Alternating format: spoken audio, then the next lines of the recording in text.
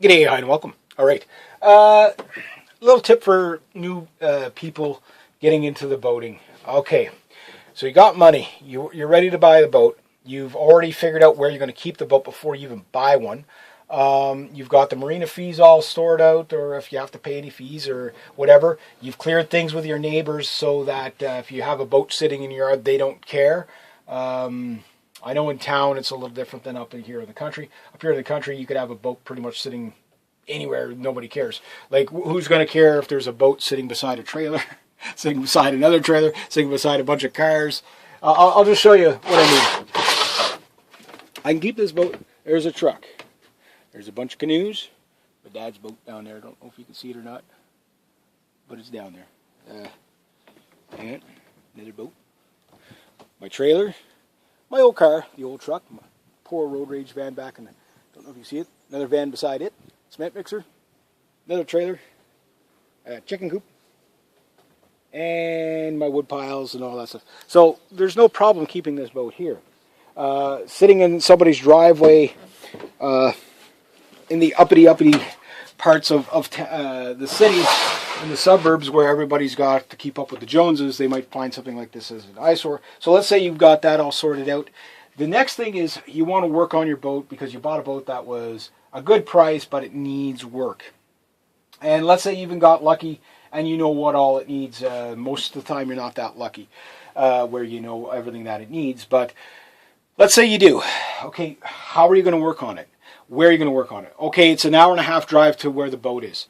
I'll tell you what's going to happen. That boat's going to sit there for 5 years, 6 years, 10 years. It's going to rot. You're not going to work on it. Why? Because you're too far from it. Let's say you have to spend a little bit more money, budget for it, but you can keep it in a warehouse somewhere close by or in a farmer's field. I don't care. But you're less than a few minutes away from that boat.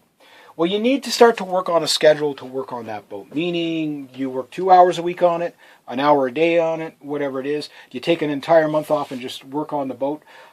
I can guarantee you that realistically, anybody that you see working on the boat, they've made that a top priority. Because it's very even, to give you an idea, the only distance I have to travel, okay, from this boat to my house is right over there. Okay, that's as far as I got to travel. Now, that said, I don't work on this boat every day because life just takes its toll.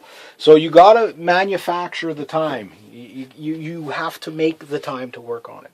If not, you will never work on it, and the boat will just either rot on you or you've wasted your money. The other option, although a little more expensive, is pay somebody else to work on your boat for you. Not everybody can do this, but it's something that you might want to consider. Excuse me. The other thing is little projects that you can take home and really spend your time on. Say you want, like, for example, the throttle lever there. It's kind of funky looking. Take things like that off. Take it all home. Clean it up. Do whatever. Pull the engine out of it. Work on it in your basement, your garage, wherever. Do that stuff and then bring it back and put it in if that's what's needed. Cleaning it. Pay somebody to come and clean it for you. With a mobile pressure washer and whatever. Get them to sort out the rigging for you. Again, costs you a little more money, but it gets done. So there's always a trade-off somewhere. The other one is just make the time. If you're low on budget, factor in, is it going to be practical for me to go work a whole day, 40 hours a week, and then take care of everything else, and then come and work on the boat? Probably not for most people. That said, if you're a guy like me, I spent a lot of time at the yacht club anyway. When I was living on it, obviously I was there all the time. So I was always working on my boat, a little bit a day. Put about half an hour of work on it a day, clean it up. Really, this boat doesn't really need anything. I mean, it is going to need new lines, and I want to redo all the deck rigging to just put a new. Reseal it. I want to redo the deck. I want to, just polish it up. But this boat doesn't really need much. And like I said in the previous video, this is probably one of the best Hughes 26s out there still. I looked at a ton of these boats, and they were all so neglected it wasn't so funny. This boat is starting to get the crazing and stuff like that, so I can imagine the other ones must be just completely horrid by now. There was maybe 4 boats that were in better condition than this, but the couple were retired. all they did was sail around on their Hughes 26s, and they were Prestige. So this one was, out of probably about 12 Hughes 26s that I looked at, this one was the best upkept.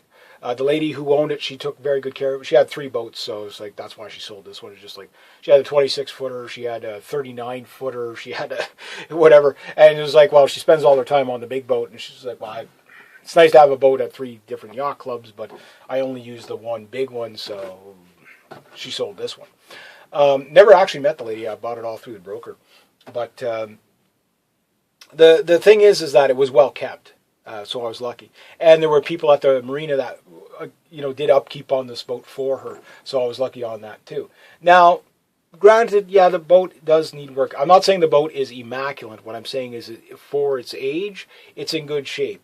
But I did let it neglect when I first moved up here. It was probably 4 years, like it was basically 4 years of it just sitting there, me not doing anything to it, and it didn't leak a drop up until this year, which is about 10 years since it's been up here. But the boat's bought and paid for, so for me, I don't have to go through the tortures of trying to find another boat or whatever. All I got to do is just figure out how to get the funds to put it back in the water. And maybe do a little bit of upkeep on that time. So for me, there's no timeline to get it in the water, but maybe hopefully next year. I was hoping to get it in the water last year, 2 years ago, and sail on the St. Lawrence or the Gananoque with it, or even just keep it on the Ottawa River. But I'm also looking at it that the next time I move this boat, I want to see if I can get a trailer so I can put it on a trailer. So let's say I want to put the boat in the water on the Gananoque for 2 months.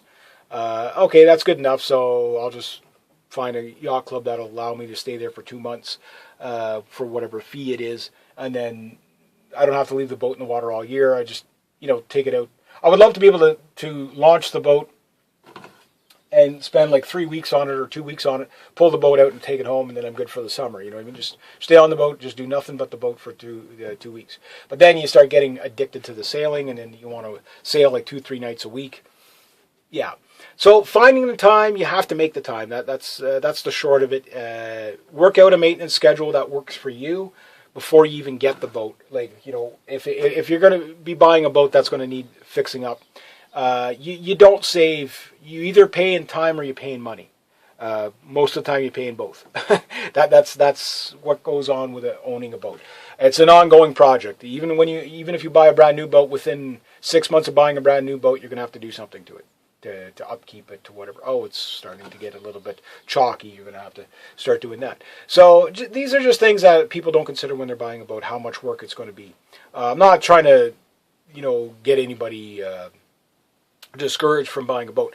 No, on the opposite, they're great. But just understand that you're going to put in a lot of time, a lot of money, and you have to really work it out so that you can do it. So a lot of people... when I was staying at the yacht club, there was like the boat beside me. I seen the guy go to it twice in the entire season. I was there all the time, so I know he didn't use it.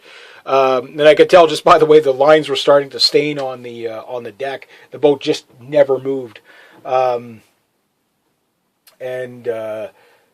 think his family and him, they spent. And again, I know what it cost because it was a 26-foot boat like mine, so it probably cost this guy at least $4,000 just to keep that boat in the water there. And all the storage fees and everything like that. And he used it twice. That's a lot of money for something you don't use. That's why a lot of people, they get a boat and then they can't sell it off. If you buy a boat, too, that you want to sell off later, just be careful how much you pay for it, because maybe I'll make another video on that. But be careful how much you pay for it, because some boats, this boat in particular, is a boat that either people are looking for or they're not.